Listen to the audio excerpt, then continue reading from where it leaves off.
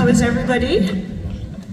Good, good. We've got some goods. Excellent. Great. Fantastic. We have a rule in my house that tomorrow doesn't start until you've gone to bed. So it is still the anniversary day. It is not the morning yet. And this poem will make sense. Because this poem is called On This Day, a celebration of the anniversary itself and all of the things that have happened on this day. On this day, I'm 28 and begging for the train to wait because once again I'm running late.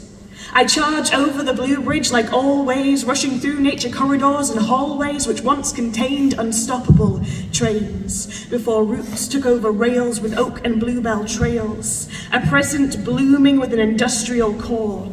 On this pathway we open the door to all that has come before and the world the future will create. I'm 28 and running late, just like back when I was 14. On this day, I was hoping to be seen by the conductor as I rushed to the platform, my face flushed, sweaty and warm. Some things never seem to change.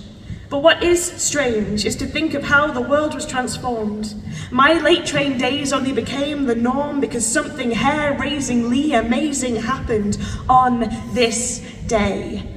On this day, I walked to school at Stevenson Way. Ready to run about and play, I would have been around 8. Standing at the purple gate, locomotion logo stitched onto my polo, weighted with a history I didn't know, yet this working class lass wore proudly on show. It was my dad's school as well 2 decades prior, and he told me stories of those he admired. On this day, he would explain how our school got its name. The future we build from the past we inherit.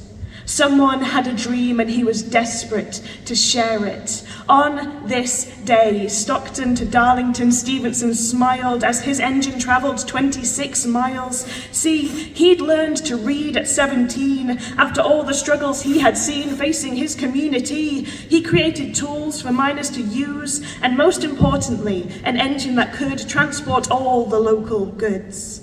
On this day, a man was convinced. The system shaker, local Quaker, Edward Pease. Stevenson said, please consider the possibilities. I promise you cannot fail when everything is taken by rail. On this day, the Fae bore witness to the skills of Ignatius Bonamy. Looking up from the Skern River, Nanny and Peg Powler would turn to each other and gasp. Skern Bridge built to last, no looking back. From this day, nothing would ever be the same.